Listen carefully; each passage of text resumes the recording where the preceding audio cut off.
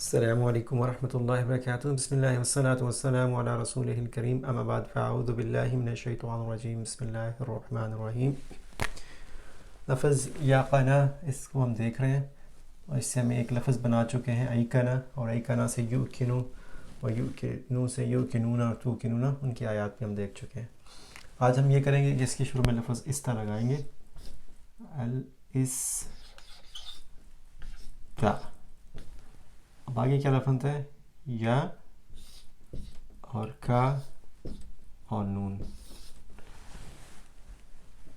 تو اس یا کے اوپر جزم آ جائے گی، استئی کا نا، استئی کا نا۔ یہ فعل ماضی ہے، یاد رکھنا، یہ ہمارا کیا ہے؟ فعل ماضی ہے، فعل ماضی، استئی کا نا۔ اور استئی کا نا سے آپ فعل ماضی کی گردان بنا سکتے ہیں۔ ایک اور لفظ اس سے جو فعل مضارع بنے گا، اس کے شروع میں ہم کیا لگائیں گے؟ یہ۔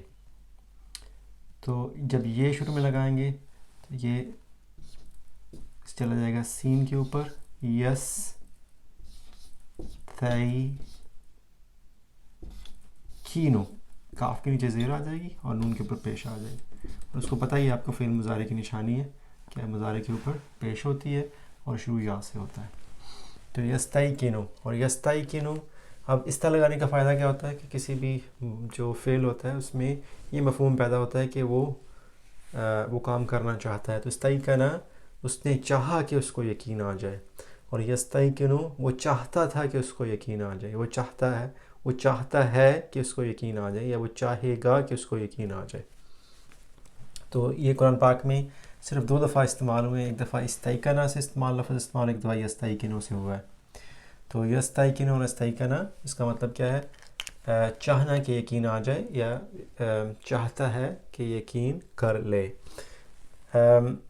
ان کی فعل ماضی کی اگر گردان بنانا چاہیں تو استیقنا، استیقنا، استیقنو، استیقنت، یہ قرآن پاک میں استعمال ہوا ہے۔ استیقنت، استیقنتا، استیقنکن، استیقننت، ننتما، ننتم، ننتی، ننتما، ننتن، استیقننتو اور استیقنن۔ تو اس طرح سے تھوڑا سا مشکل ہے، کیونکہ جب نون کے اوپر جزم پڑی جائے گی تھوڑا سا مشکل ہو جائے گا، اسپیشلی جب آپ نے اس کے اوپر اس کے اگلے حرف کے اوپر بھی جزم لگانی ہو۔ تو اس کے بارے میں زیادہ پریشان نہیں ہونا۔ استیقنت جو لفظ ہے وہ استعمال ہوا ہے قرآن پاک کے اندر، استیقنت، استیقنت۔ ایک اور چیز میں آپ کو بتا دوں، استیقنت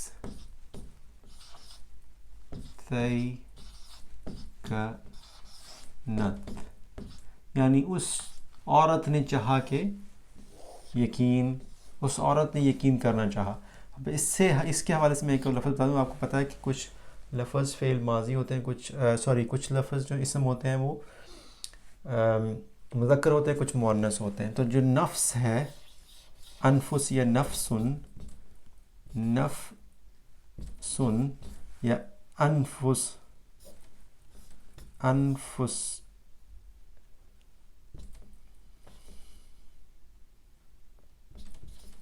انفسن، یہ نفسن اور انفسن یہ مؤنث ہے۔ اس کے لیے جو بھی ضمیر استعمال کبھی کرنی پڑے گی تو وہ ضمیر مؤنث کی ضمیر استعمال ہوئے گی۔ اس کو ہم زیادہ ایکسپلین کروں گا جب ہم اس آیت کو پڑھیں گے جس کو ہم نے دیکھنا ہے۔ اور یستیقنو، یستیقنو، یستیقنانی، یستیقنون، تستیقنو، تستیقنان، تستیقنون، استیقنو اور نستیقنو، یہ اس سے مضارع کی گردان بن جائے گی۔ مضارع کے 8 صیغے عام طور پہ ہم کرتے ہیں، کیونکہ ابھی تک ہمیں باقی صیغوں کی ضرورت نہیں پڑے۔ تو اگلے سبق میں ان 2 آیات کو دیکھیں گے جس کے اندر استیقنا اور یستیقنو، اور اس کا ہم ترجمہ کرنے کی کوشش کریں گے۔ جزاکم اللہ خیر۔ السلام علیکم ورحمۃ اللہ وبرکاتہ۔